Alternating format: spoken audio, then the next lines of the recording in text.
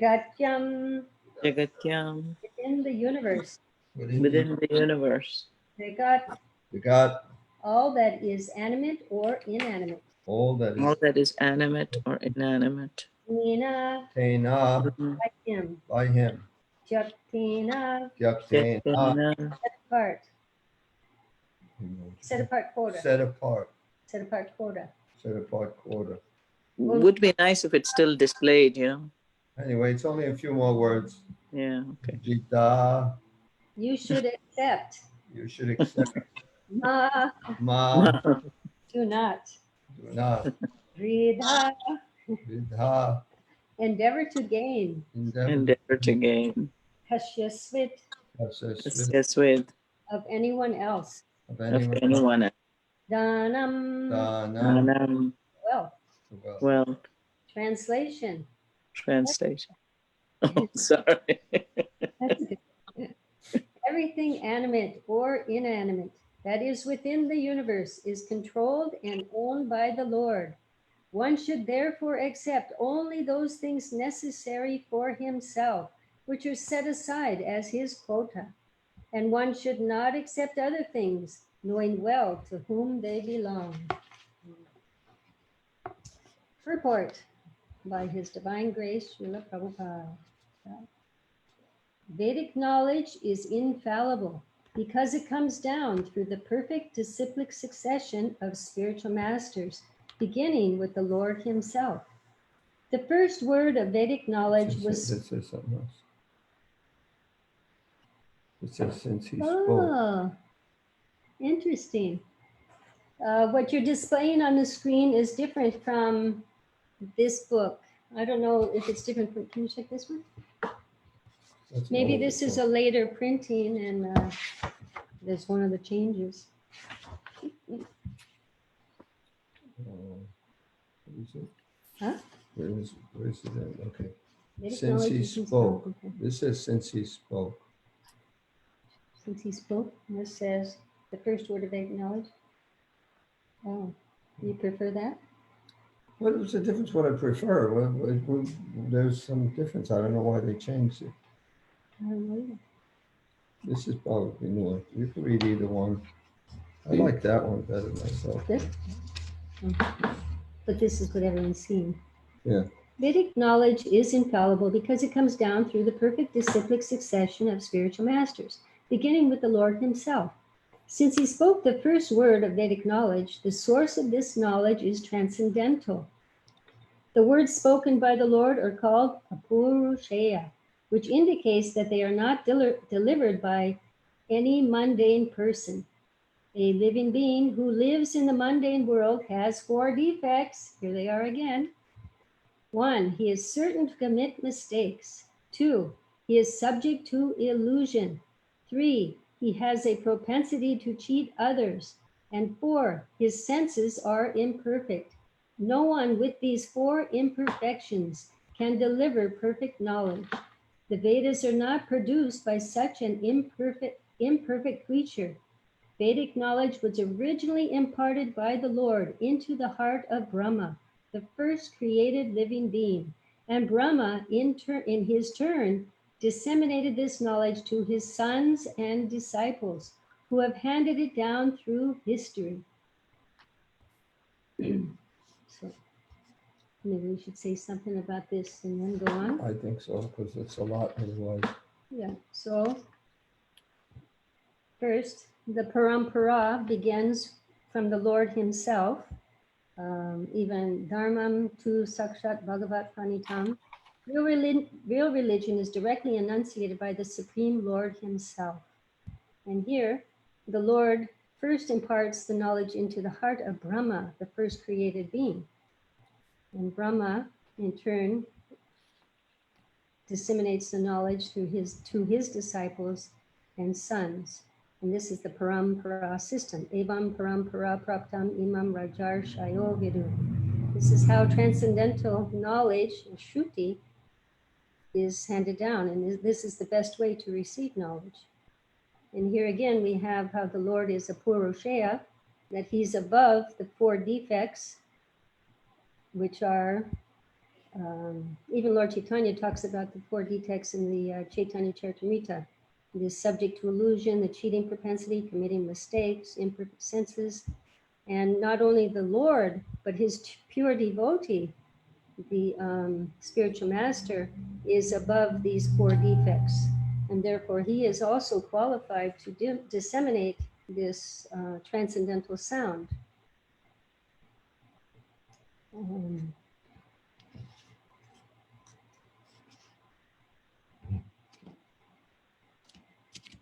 You have something to say? Oh, I was going to say the same thing, but basically you can't get perfect knowledge from anyone except for someone who doesn't have these 4 defects. Even if, I mean, with these defects, what can you do? You can't, your seeing is only good.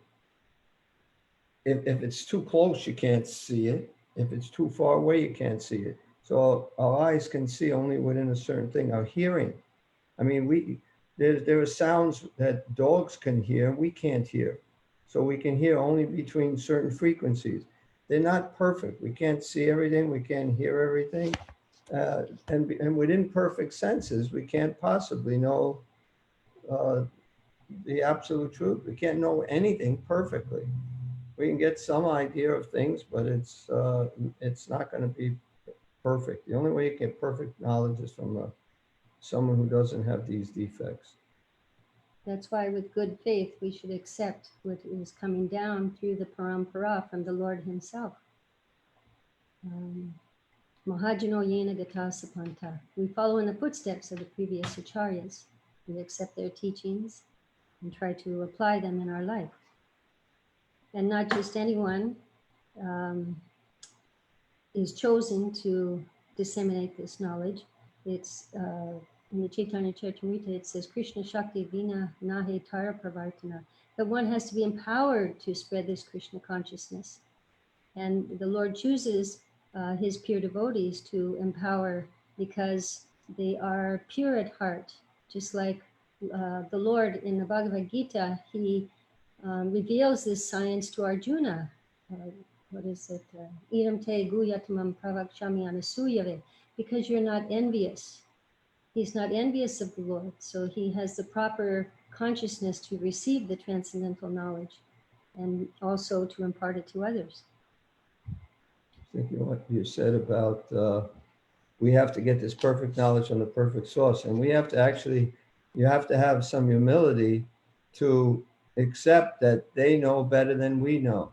Then there's the example of with the guru, if there's a rope and he says it's a snake, kill it, you should kill it because it's a snake. Or if it's a snake and he says, no, it's just a rope, you should just see it's a rope. In other words, you have to accept the authority of the bona fide guru, the Vedas, all the representatives of Krishna, pure representatives of Krishna, as infallible. And we accept their version of things better than we accept our own version of things. So it takes faith. And by that faith, then you'll make advancement and you'll realize these things are all true. And even in the dissemination of this knowledge, those who are empowered, they never accept credit for doing it. Just like Baladev Vidyabhushan, he received, we talked about him earlier, he received direct inspiration from Govindaji to write the Govinda Bhasha. Even Krishnadas Kaviraj, when he wrote the Chaitanya Charitamrita, he had a dream. Lord Nityananda came and told him to go to Vrindavan and all things will be possible. And he immediately got up and he went. And our Srila Prabhupada, he would be seen reading his own books. And when asked about this, he said, I did not write these. Krishna wrote them. So they received this direct inspiration, from the Lord. They're pure channels. And they give the credit to Krishna, even though all that he did. Yeah. He opened so many temples, he did all he saw that it's his Guru Maharaj's mercy. He's just trying to serve his Guru Maharaj, and his Guru Maharaj is doing everything. Krishna is doing everything. And he really doesn't think he's done it. He's done anything. And we should see the same thing when we do something and it's a success. We should see it's because we surrendered to Krishna. That's why it's a success, not because I have some great ability.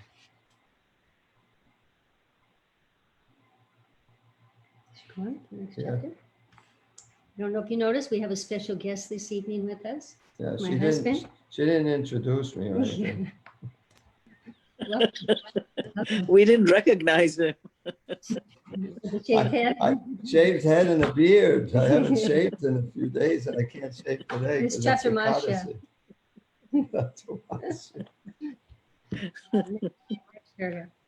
Since the Lord is Purnam, all perfect, there's no possibility of his being subjected to the laws of material nature, which he controls. However, both the living entities and inanimate objects are controlled by the laws of nature and ultimately by the Lord's potency. This Isopnisad is part of the Yajurveda, and consequently, it contains information concerning the proprietorship of all things existing within the universe.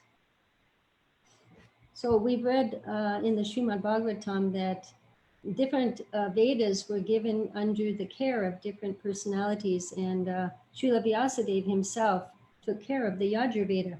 I remember that. And the Isopnisad is one of the 108 Upanishads. And amongst those 108 Upanishads, there's 10 or 11, I heard once 10 and then I heard another time 11, Upanishads that are prominent. And then of those prominent Upanishads, the Isopnisad is considered the most prominent. And many people in Vedantic circles are expected to write commentaries on the Isopnisad. Baladev Vidyabhushan did, Bhaktivinoda Thakur did, our Srila Prabhupada did. And this Isopnisad that Prabhupada wrote was one of his first books that was published in ISKCON. So it's a very important text for us to study. I think also being one of the first books that Prabhupada has translated and commented on shows that, he didn't know how long he was going to live. So he tried to get the things that were the most important out. And this is one of those books.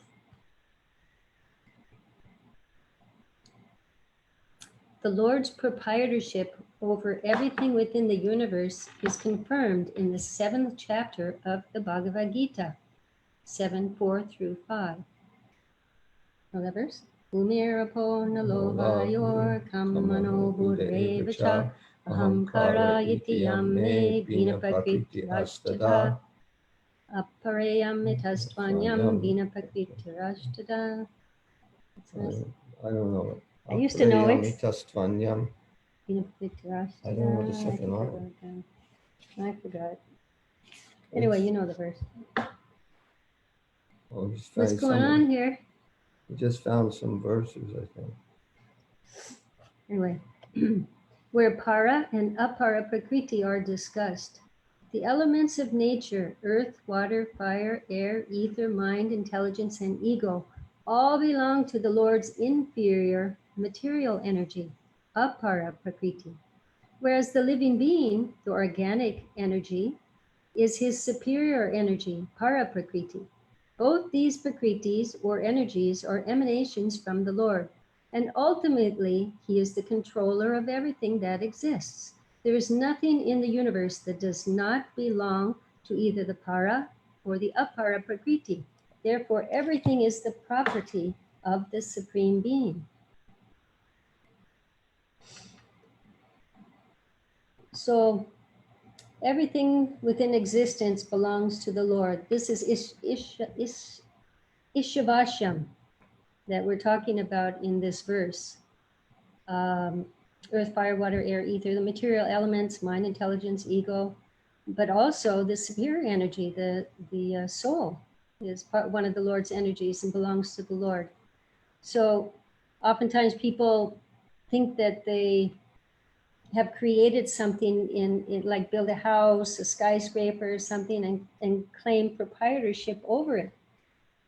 But where did the raw elements come from? They were already existing, belonging to the Lord. Even our material body, you know, it's also composed of these elements. This belongs to the Lord. We're like tenants in this body, like an apartment. The eviction notice can come at any time. And the best way to use the energies of the Lord is to engage them in his service. That's Ishavasham, that Srila Prabhupada talks about quite often in his books. I just wanted to comment on what Jiva just said about the eviction notice. And generally, the people who have been living in their apartments the longest should know they're going to be getting evicted soon.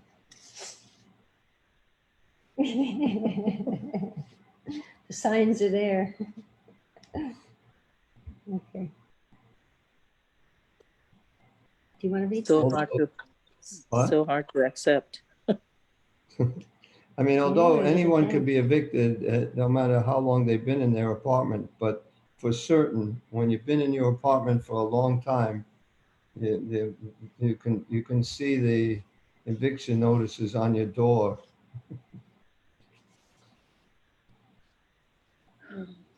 No, you're reading good. You read.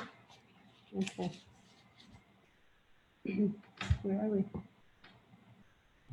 Because the Supreme Being, the absolute personality of Godhead, is the complete person, he has complete and perfect intelligence to adjust everything by means of his different potencies. The Supreme Being is often compared to a fire, and everything organic or inorganic is compared to the heat and light of that fire. Just as fire distributes energy in the form of heat and light, the Lord displays his energy in different ways. He thus remains the ultimate controller, sustainer, and dictator of everything. He is the possessor of all potencies, the knower of everything, and the benefactor of everyone. He is full of inconceivable opulence, power, fame, beauty, knowledge, and renunciation. As far as being compared to fire, there's a verse in the Vishnu Purana. Ekadesha stitashyagner josna vishtarini yata prasya brahmana shaktis tatedam akilam jagat. Just as the illumination of fire, which is situated in one place, is spread all over, the energies of the Supreme Personality of Godhead, Brahman, are spread all over this universe. I think that's what Prabhupada was referring to in this text there. And as far as the ultimate controller, sustainer, I think that's the Bhoktaram Yagyatapasam Sarvaloka Maheshwaram Suhidam Sarvabhutanam Yajgyatva Na Pravishyate. That's also the peace formula, recognizing the Lord as the supreme controller, enjoyer, and friend of everyone.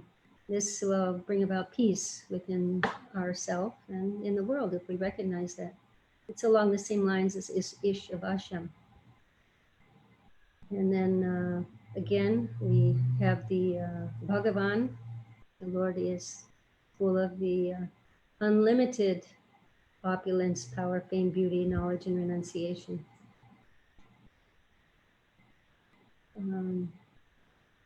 Add anything? No, I think I said something, but I don't remember. Okay, we'll go on to the next paragraph. One should therefore be intelligent enough to know that except for the Lord, no one is a proprietor of anything. One should accept only those things that are set aside by the Lord as his quota. The cow, for instance, gives milk, but she does not drink that milk. She eats grass and straw, and her milk is designated as food for human beings. Such is the arrangement of the Lord. Thus we should be satisfied with those things he has kindly set aside for us. we should always consider to whom those things we possess actually belong. So everyone has a quota, and this is part of the Lord's complete and perfect arrangement for all of us. He gives the example of a cow here. One may argue that the cow's milk is meant for its calf, but when the cow is happy, it gives extra milk. Like we read in the Krishna book that the pastures would be wetted by the milk dripping from the udders from the cows, because the cows were so happy.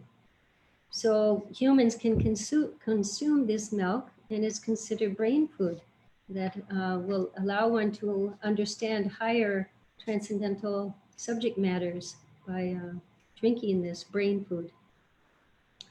And the human beings, our quota, it says here, that milk is part of the quota for the human beings. Of course, we should try to obtain our milk from in a nonviolent manner, as everything that we do, but also plants. Plants. Krishna says in the Bhagavad Gita, "Patram pushpam phalam toyam." One should offer me a leaf, flower, fruit, or water. These are foods that are designated for human beings as well. Not meat. Krishna doesn't accept meat. Not that we are necessarily vegetarian, vegan, anything. We are Prashadamarians or Prashadarians. Krishna Prashadamarians, whatever you want to call it. We eat what we can offer to Krishna. It's most important for us that we take prashadam, the remnants of foodstuffs that are offered to the Lord, and this way we purify our existence. And Yeah, we should think that nothing is mine. Nirmama means nothing is mine. That I don't own anything. Everything belongs to the Lord. I was just thinking today about Srila Prabhupada. Srila Prabhupada knew, he's just here temporary. All these things, these material things don't really mean much. Someone gave him a Seiko watch. A Seiko watch, and he took off a Rolex that someone else gave it to him, and he gave it to the person who gave him his Seiko watch. Didn't make a difference. A Rolex costs thousands of dollars. It's just a material thing. You can't take it with you. I remember what my father would say of course it's different in Vedic culture, I guess, but he said when they bury you, they put your hands like this, not in your pockets. So, you can't. Empty-handed? Well, you can't take anything with you. The Egyptians thought you could. Yeah, right. But we have to see nothing is mine. Everything belongs to Krishna. And if something belongs to someone else, it should be used for them. So we should use everything in Krishna's service. And even our quotas. Some people have a bigger quota than another. There's the Brahmin who doesn't have any money, he just makes money by making cups out of leaves or something. Very, very humble. And then he would take whatever little money he gets, he would use half of it in worship of the Ganges. He was extremely poor, but that was his quota. He accepted it. Someone else might be a king, still a devotee, and he has so many things, and he's using those things in Krishna's service. So whatever it is, the point is we should use it in Krishna's service. Prabhupada gave the example of you can be a rich man, a billionaire, and not be attached to it. Or you can be a pauper and attached to your penny. So we have to see, ultimately everything belongs to Krishna. It's not ours, and we should try to use it in his service. And even when it comes to renunciation, Prabhupada would say, how can you renounce what's not yours? Real renunciation is recognizing who it really belongs to and engaging it, yukta vairagya, engaging it in the owner's service.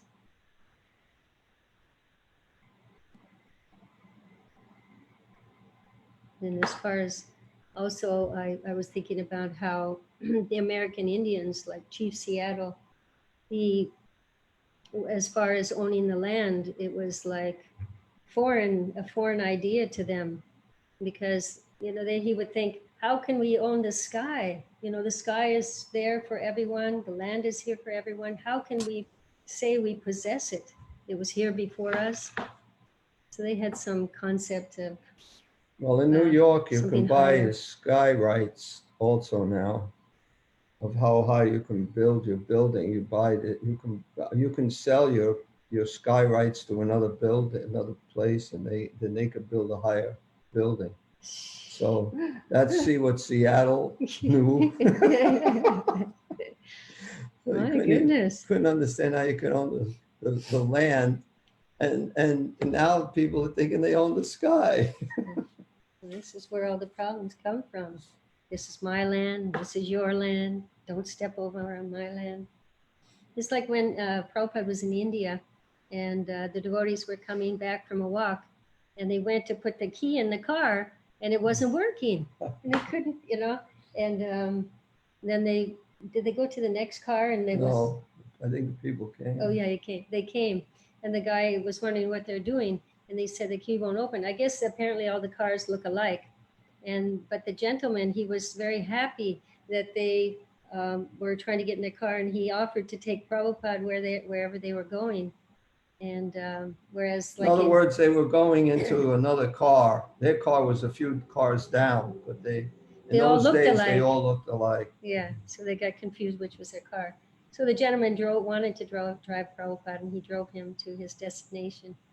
And if that happened here, you'd be arrested or something. So I think that one of the things we can learn from this is, in America, we have so many different kind of cars and so many colors, so we don't make that mistake. Yes. That's not true. I have put the key on like another car that looks like my Camry. And I'm thinking, like, why is it not working? You can imagine if all the cars were the same, you'd still be in the shopping center right now. Luckily, the guy who owned the other car didn't come along. And see, it takes real intelligence to know and accept that the Lord owns everything. We don't come with anything. We can't take anything with us. We're on borrowing, it's like on loan. Everything's on loan to us. I remember in selling books, telling people, we come in this world naked, we leave the world, we don't take anything with us. But while we're here, we falsely claim so many things to be ours. Mm-hmm. And people like that. And this is Westerners, Yeah. Because everyone knows that, Don't come with anything, don't take anything. Are we here? I don't know. Take, for example, our dwelling, which is made of earth, wood, stone, iron, cement, and so many other material things. If we think in terms of Sri Isopnisad, we must know that we cannot produce any of these building materials ourselves. We can simply bring them together and transform them into different shapes by our labor, and a lot of labor. A laborer cannot claim to be a proprietor of a thing just because he has worked hard to manufacture it. That's what I was saying earlier. Because the raw materials, where do they come from? Have you created those? No.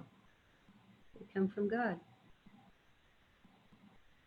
And also, you may claim proprietorship for some time, but then you're going to be kicked out of there. You're going to die, but you may give it to someone in your family. But there may be some war. There may be some natural catastrophe. You'll lose it. But, you can't. It won't be yours eternally, just temporarily. How much is left? How much is left of the purport? If anybody has any questions. It's now 7:50. If there's any questions, comments, additions, subtractions, whatever they say at this time. Hare Krishna, Jiva Mataji. Thank you very much for this wonderful class. Pyari Prabhu, you are looking like a young boy.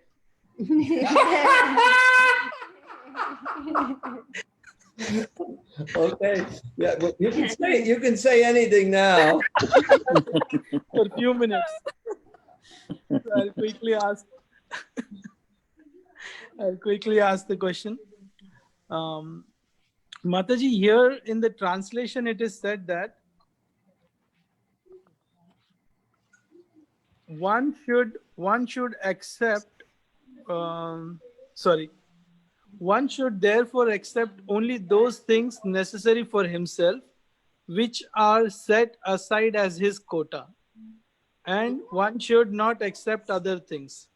So, which are set aside as his quota, and one should not accept other things. So, how can we understand what is there in our quota? Well, according to your situation, you have to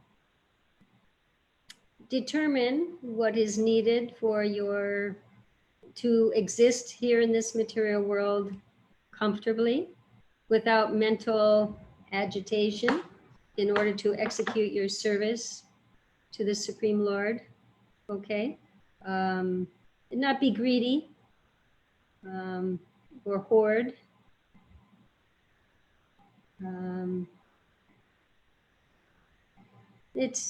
I guess it depends on, if you have a family, not a family. I think the very first thing is what we would all agree is like yours. You have a job and you get your salary. You don't take somebody else's salary. You don't steal from somebody. You don't take from them. That's pretty obvious. But that's would be the first point. Is your quota is what's like given to you. Either someone gives it to you, you earn it, like that. That can be part of your quota. But it is deeper than that, because it says knowing well to whom it belongs. So if I'm not stealing from you, that knowing well to whom it belongs to you. No, it belongs to Krishna. We have to see everything belongs to Krishna. So we don't take more than our quota. Our quota is we have to maintain ourselves nicely. That's fine. You can have a nice place. You can have air conditioning. You can have so many nice things to make your life comfortable. You get your food, and that's your quota. But the rest of it should be used in Krishna's service, because that's who it belongs. So you take what your quota is, and then that's it. And Prabhupada says to accept enough to keep body and soul together. Right. So if that's like a bare minimum, and it's like, if you can't do that, then accept a little more. If you can't do that, accept a little more. We have to be able to execute our service with a peaceful mind. Jiva, once you told me once that like if you're over endeavoring for something, then you're really kind of doing something beyond your quota, I would think, right? Yeah. Yes. One yes. should not over endeavor for that which is difficult to obtain. That's one Yeah. of Rupa Goswami's recommendations. Right. Yeah. Things that come easily. Yeah. Right. But if you're over endeavoring and you're still not getting it, and you're over endeavoring, you're putting too much exertion to get something that's obviously not meant to be. Yeah, Prabhupada encourages to have simple living and high thinking. Mm-hmm. Accept what you need. Don't over endeavor. Don't be too greedy. Lust, anger, and greed are the 3 gateways to hell. Mm-hmm.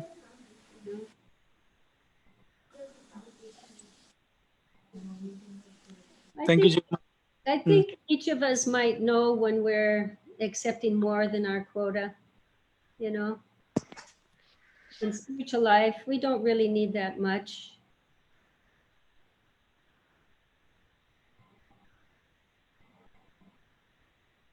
I mean, there was the principle set up that Srila Prabhupada said, I think it was by the Goswamis, that 50% of what you have should be given to Krishna, used for Krishna. This is just a formula. And then 25% for yourself and 25% for... Well, there's family and emergencies. Right, emergencies. So of course that formula may not work because you may not be able to survive very easily because people don't, if you're making a lot of money, that's the formula you should follow. And I think it's pretty simple. How much do I really need, you know? Just be satisfied with simple living. Yeah, and the main point of this verse is to recognize who it belongs to, Ishavasha, and not be attached. You know, if you over endeavor for something, you're bound to be more attached to it. And if it, you know, you lose it, then it'll disturb your mind and you won't be able to execute your service peacefully. Right. And yeah, anyway, yes. Thank you, Jiva Mataji. Thank you, young boy.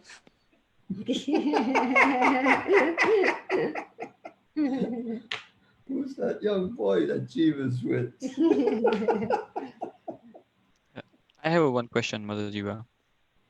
You quoted one reference where Srila Prabhupada answered that no, he did not write the book, Krishna did. So it might be a sensitive question, but it just popped up while you said, then is it fair to make any grammatical modification? So any modification, and maybe in good faith, in what Srila Prabhupada has left us in terms of books? Well, I believe he wanted them grammatically correct. And Oh, he definitely did. you know, he discussed that with different editors. It's they're not changing the meaning, you know, they're making it more clear. Prabhupada actually liked even for us to assimilate this message and deliver it in our own words. We're not changing it, you know, we're just in our own words. So he wanted it presentable for the Western public, you know, easily readable, grammatically correct. And I think doing so, they didn't change the meaning. Okay. Yeah. Thank you. Thank you, Mother Jiva. If you look at the books Prabhupada brought here, they're very difficult to read because of the English is not edited very well. And you know, he had the devotees change it so that it's better for preaching, so that other people will accept it. Yeah, these books were distributed to colleges, universities, you know, to professors, you know, to people who look at these things, you know, grammar and, you know, stuff like that. It may affect their judgment on what they're reading. Thank you. I was not aware of this, that Prabhupada had shared that. So thank you. Thank you for clearing that up. Yeah, it was a Hari Griva did a lot of it. Yeah. Who was a professor, English professor at some university. Jayadoita Swami did a lot of editing. Mm-hmm. He didn't have much of an education. He was just super smart. And he's super smart. In one of the recent lectures I heard, one lady said, Devamrata Swami was relating this. He said one of his disciples who had never met Prabhupada had a dream. And it's his disciple. And his disciple said in her dream, Devamrata Swami was giving a lecture. And then she got a dream that Prabhupada said, he says, he doesn't change what I said, but he explains it nicely. And then in the dream, Devamrata Swami said to Prabhupada, Prabhupada, it's all your mercy, it's nothing to me. And Prabhupada said, you dare contradict me? And then Devamrata Swami was very scared and was feeling bad about, you know, like, oh my God, I made a mistake. And then Prabhupada smiled and said, no, you actually say exactly what I'm saying, but you say it in your own words. So it's okay to explain further, but keep to the basic stuff of what Prabhupada is saying. Right. So, yeah, to be able to explain it in your own words shows that you understand it. Right. And that was the point. Prabhupada wanted his disciples to write their realizations and write for Back to Godhead magazine using their own words. When Prabhupada, when the time Prabhupada was here in America, when I met devotees, they weren't just like repeating what Prabhupada said. They were saying the same thing in ways we can understand. Just like stay high forever. You know, Yeah. Prabhupada didn't say that, Time, place, and circumstance. but we can relate to that, what that would mean. That's pretty nice. Yeah. And He wanted us just to be parrots, you know. Right.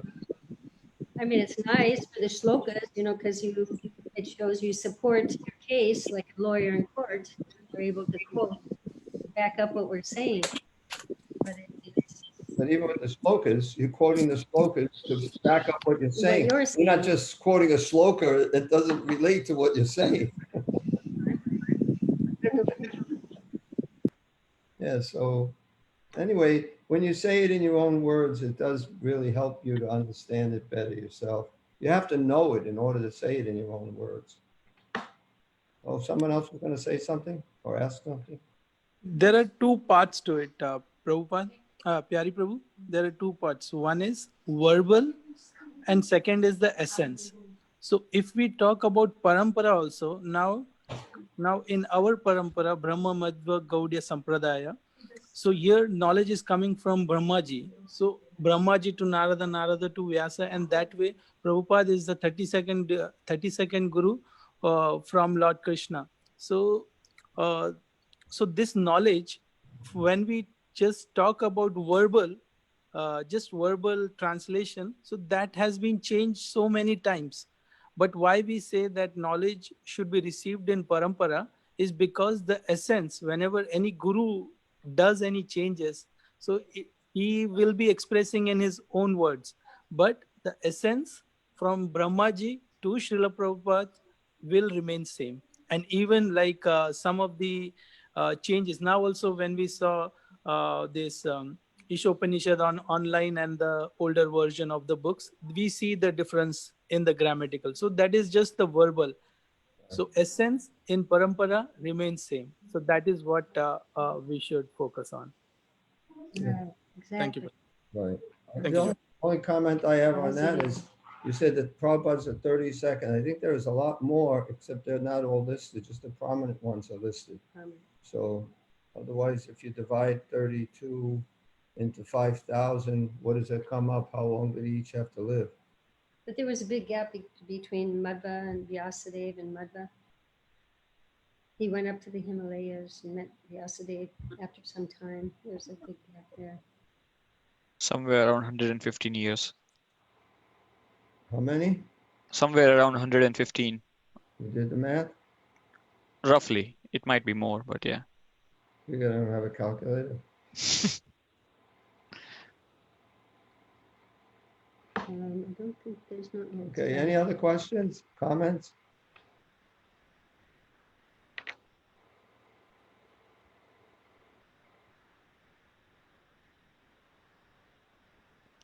I mean, I do. You said, I mean, like, it's a simple question. You said that today is Ekadashi and that's why we did not shave. Why is that? Well, you don't shave on Ekadasi. You minimize the demands of the body. Oh, okay. Thank you. I was not aware. That's why I asked. Thank you. Don't shave, don't cut your hair. Don't cut your nails. Thank you.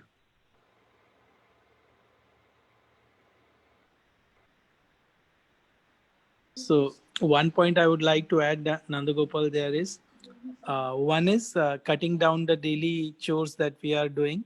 And second thing is utilize that time in Krishna consciousness activity. These are the...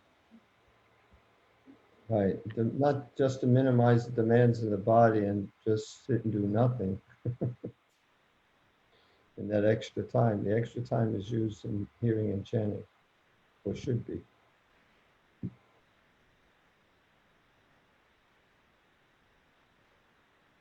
One comment I have is someone is trying really hard to make up for what happened 1.5 hours ago. Sundar Gopinath Prabhu. He's answering all the questions. Naman, I got it. Was he giving a class an hour and a half ago? No. We met Pyari Mohan Prabhu. He'll remember soon. I think if he keeps going, he's gonna get back. But so far, he's doing pretty good. Essential truth spoken concisely is true eloquence. Aye. Yeah, Sure. concisely. That's Yeah, really it's nice. good. Yes. You don't make, Jiva, Brevity is the, I think I don't know, we looked it up, I don't remember. brevity is the, of wit. Brevity is the something of wit. I don't remember. Kishi Hunter said that one. Okay. Thank- more thank- questions? I have to join another class, so thank you for the class. It was a wonderful class. Oh, thank Thank you, you. Mataji. Thank you, young boy. Very well. Haribol, glories to Prabhupada. All best. Hi, Bol. Hare Krishna. Hare Krishna, Prabhuji and Mataji. Thank you. Namaskar.